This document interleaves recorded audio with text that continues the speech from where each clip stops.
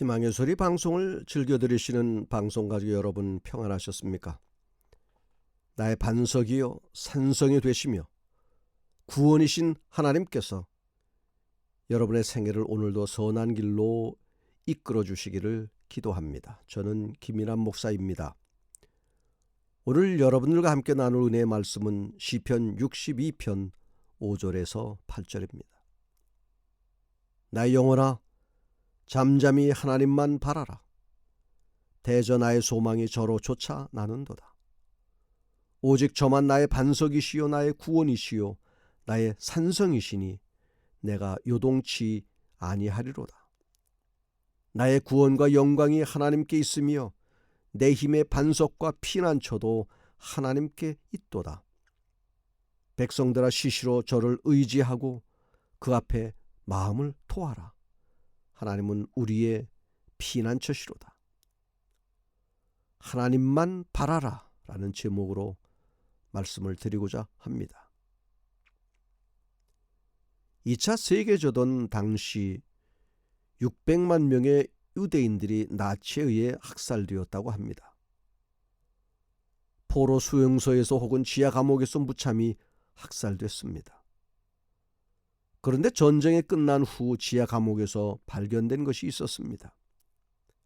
벽에 손톱으로 다윗의 별과 함께 이런 글을 새겨놓은 것입니다.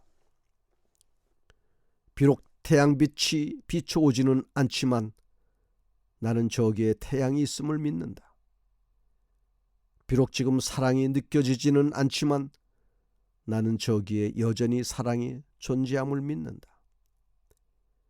비록 지금 하나님께서 침묵하고 계시지만 나는 하나님의 살아계심을 믿는다.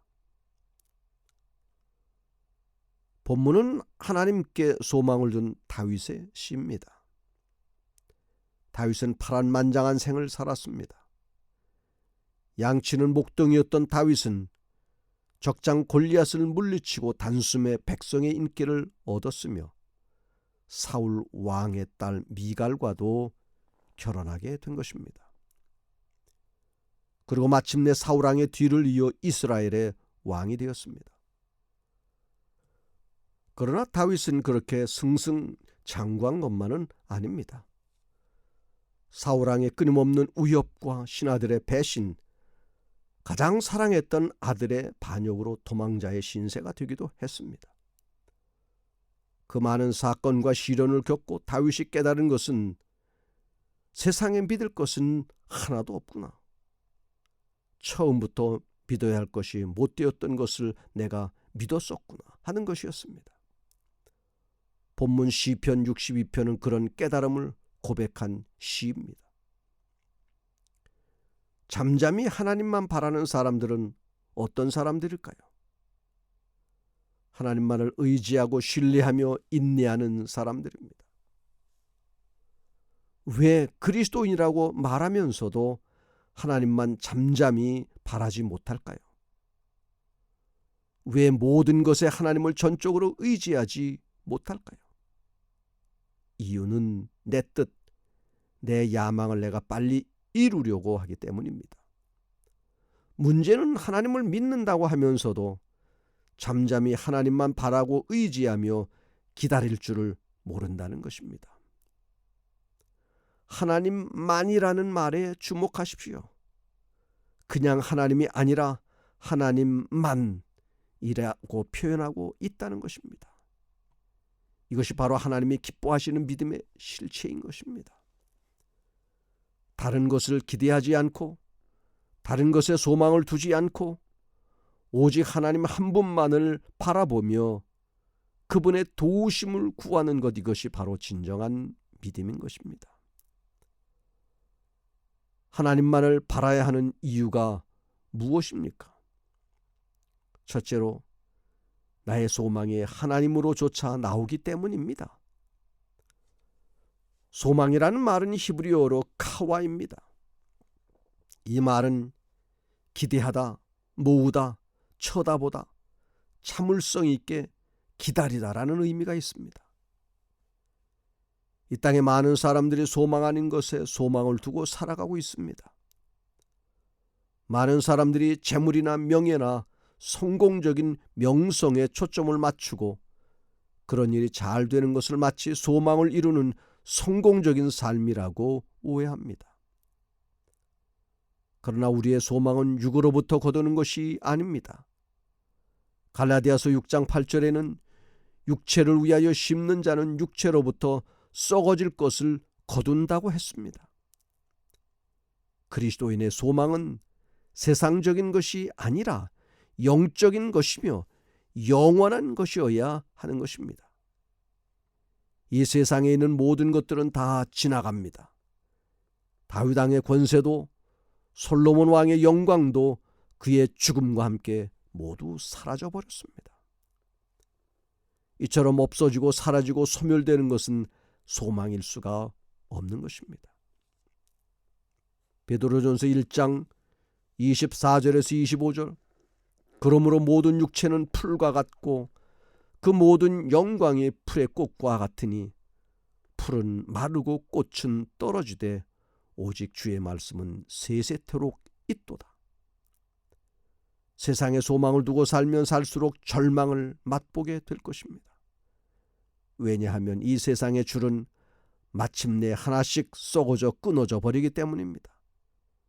내 건강도, 내 명예도, 우리 자식도, 이 세상의 성공도, 권세도, 아름다운 추억도 다 뒤로 물러가며 사라질 것입니다. 그런데 그런 곳에 소망을 두고 산다면 그것이 사라질 때마다 우리는 절망하지 않겠습니까? 더 이상 바랄 만한 소망이 없어져 버리게 되어 그의 인생은 결국 침몰하고 말 것입니다. 이 세상에서 얻기를 바라는 소망은 잡아도 만족이 없고 얻어도 풍족함이 없는 끝없는 욕망에 늪인 것입니다.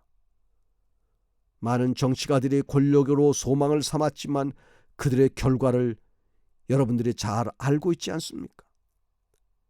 끝없는 욕망을 다스리지 못하여 그 인생까지 침몰하는 경우를 우리는 너무나 많이 보아왔습니다. 사랑하는 성도 여러분, 오직 우리의 참된 소망이신 여호와 하나님만을 바라보시기를 바랍니다. 우리가 믿었던 모든 것들이 흔들리는 상황이지만 오직 믿음으로 구원의 소망을 하나님에게만 두는 성도들의 인생에는 결코 흔들림이 없을 줄 믿습니다. 로마서 15장 13절 소망의 하나님이 모든 기쁨과 평강을 믿음 안에서 너희에게 충만케 하사 성령의 능력으로 소망이 넘치게 하시기를 원하노라. 둘째, 하나님만이 나의 반석이시요 산성이시기 때문입니다. 하나님이 나의 인생의 반석이요 산성이심을 믿어야 합니다. 반석은 무엇입니까? 내 집을 짓는 기초요 기반이요 터입니다. 내 인생을 바치고 있는 터라고 할 수 있습니다. 산성은 무엇입니까? 적의 침입을 막아주는 방어벽인 것입니다. 내 인생의 반석과 산성이 무엇인지 생각해 볼 필요가 있습니다. 돈과 재물, 권력과 명예, 학력과 경력이 그 사람의 반석이요 산성인 사람들이 있습니다.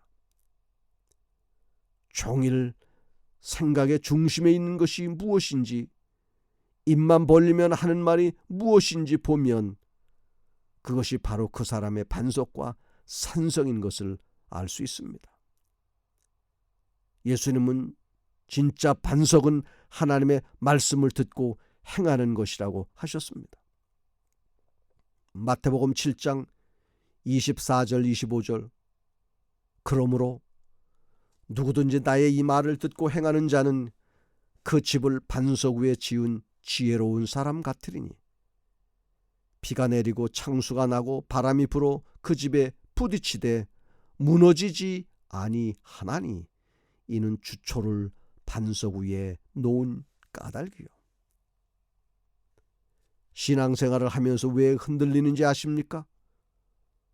어려운 일을 당할 때 왜 주저앉게 되는지 아십니까? 신앙을 하면서도 불안해하고 걱정 속에서 살아가시는지 아십니까? 기초가 튼튼하지 못하면 그럴 수 있습니다. 하나님이 나의 반석이요 산성이라는 사실을 잊어버리면 그럴 수 있습니다. 말씀 위에 신앙의 집을 세우면 흔들리지 않습니다. 말씀에 순종하며 살아가는 사람은 어떤 유혹과 위험이 온다 할지라도 방어할 수 있고 이길 수 있는 것입니다. 그러므로 하나님을 나의 반석으로 삼고 그분의 말씀 위에 나의 신앙의 집을 지어야 합니다. 나를 흔드는 수많은 유혹과 시험 속에서도 나를 지켜주고 피할 수 있는 확실한 산성이신 하나님께 피해야 하는 것입니다.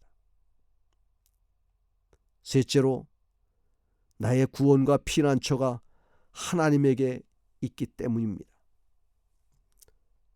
하나님은 나의 구원이심을 믿어야 잠잠히 하나님을 바랄 수가 있는 것입니다.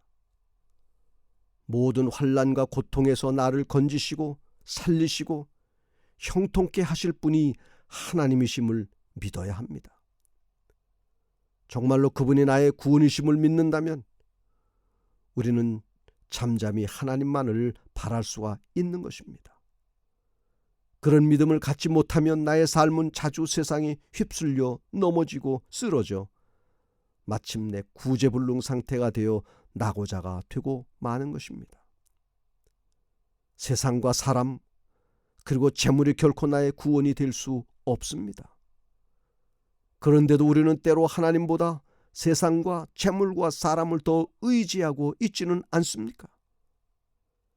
세상과 사람을 바라는 사람은 배신당하고 실망하고 후회하게 될 것입니다.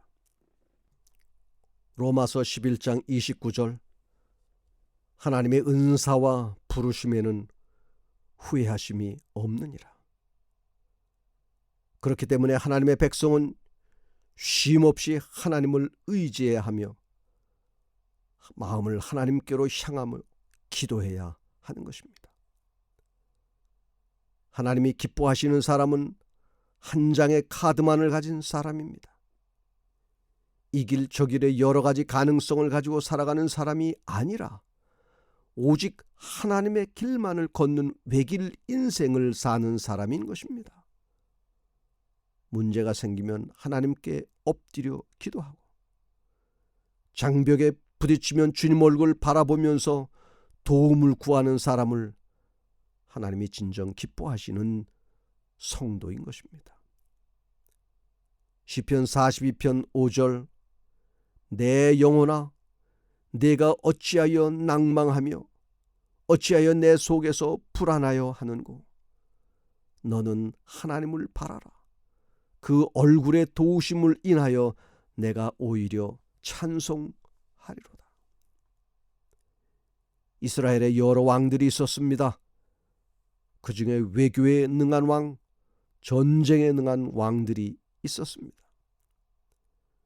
그런데 묘한 것은 외교에 능한 왕, 전쟁에 능한 왕은 하나같이 악한 왕이었다는 것입니다.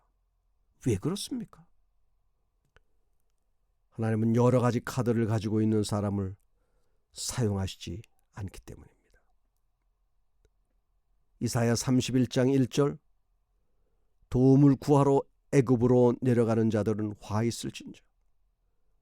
그들은 말을 의뢰하며 병거의 많음과 마병의 심히 강함을 의지하고 이스라엘의 거룩하신 자를 앙모치 아니하며 여호와를 구하지 아니하거니와. 아무리 절박한 상황, 아무리 위험한 상황에 놓인다 할지라도 오직 하나님만 의뢰하는 사람이 되어야 합니다. 하나님만 의지하는 것이 힘입니다. 하나님만 의존하는 것이 능력입니다. 어떤 상황에서도 하나님만 의지하는 법을 배운 사람은 마귀가 가장 무서워하는 사람인 것입니다. 이런 찬미 가사가 있습니다. 우리들의 피난처 예수밖에 없으니 혼자 있게 맙시고 위로하여 줍소서. 구주 의지하옵고 도와주심 비오니 할 수 없는 죄인을 주여 보호합소서. 제3차 중동전쟁이라고 불리우던 6.1전쟁 당시 이스라엘 군대를 이끌던 모세 다얀 장군은 세계가 깜짝 놀랄 만한 선언을 했습니다. 100배 인구를 가진 아랍연합과 맞서서 전쟁에서 반드시 승리할 새로운 무기가 있다고 선언했던 것입니다. 세계는 그것이 틀림없이 원자폭탄이나 수소폭탄을 능가하는 신무기일 것이라고 추측했습니다. 드디어 전쟁이 벌어졌습니다. 다얀 장군은 이스라엘 장병들을 일선에 투입하고 방송국에서 하나님의 말씀 시편 3편을 낭독했습니다. 여호와여, 나의 대적이 어찌 그리 많은지요. 일어나 나를 치는 자가 많소이다. 나의 방패시요 나의 영광이시요 나의 머리를 드시는 자니이다. 천만인이 나를 둘러치려 하여도 나는 두려워 아니하리이다. 여호와여, 일어나소서. 나의 하나님이여, 나를 구원하소서. 구원은 여호와께 있사오니 주의 복을 주의 백성에게 내리소서. 확신에 찬 그의 음성은 전파를 통해서 전선의 이스라엘 장병들에게 전달되었습니다. 만군의 하나님 여호와께서 방패가 되시며 보호가 되시어 결국에 승리를 안겨주신다는 말씀을 듣는 이스라엘 장병들의 마음은 극히 강하고 담대해졌습니다. 결국 이스라엘은 6일 만에 전쟁을 승리로 이끌었습니다. 세계는 다얀 장군의 최신의 무기가 궁금하였지만 새로운 무기가 사용되는 흔적을 발견할 수가 없었습니다. 전쟁이 끝난 뒤 다얀 장군은 승전 성명을 발표했습니다. 우리가 전쟁에서 이길 수 있었던 최신 무기의 힘은 이스라엘 전 장병의 마음속에 불타고 있는 구원의 하나님을 향한 믿음과 애국심이었습니다. 사랑하는 애청자 여러분, 여러분이 가지신 가장 큰 재산은 무엇입니까? 집인가요? 땅인가요? 명예인가요? 지위인가요? 분명한 것은 하나님의 백성인 우리의 가장 큰 재산은 하나님이어야 한다는 것입니다. 천지를 지으시고 그것의 주인이 되시는 하나님이 나의 아버지이십니다. 금도 내 것이요 은도 내 것이라고 말씀하시는 분이 바로 나의 아버지라는 사실을 믿으십니까? 그렇다면 무엇이 부족하겠습니까? 모든 것이 아버지 것이고 그것이 나를 위한 것인데 무엇을 더 바랄 것이 있겠습니까? 하나님 한 분이면 충분하고 족합니다. 나에게 구원을 주시는 하나님, 나에게 소망을 주시는 하나님이 나의 가장 큰 재산인 것입니다. 그 하나님을 바라는 성도가 되시기를 바랍니다. 이제 오직 하나님께만 의논하고 하나님께만 기도하고 하나님만을 바라는 신실한 성도가 되시기를 간절히 바랍니다. 기도하겠습니다. 하늘에 계신 우리 아버지 하나님, 모든 것이 하나님의 것임을 인정합니다. 그러기에 이제는 세상에 그 어떤 것들을 구하지 않고 하나님만 바라고 따르겠습니다. 나의 결심이 흔들리지 않도록 날마다 성령님께서 내 안에 역사하사 하나님 뜻대로 살게 하여 주시옵소서. 예수님의 이름으로 기도합니다. 아멘.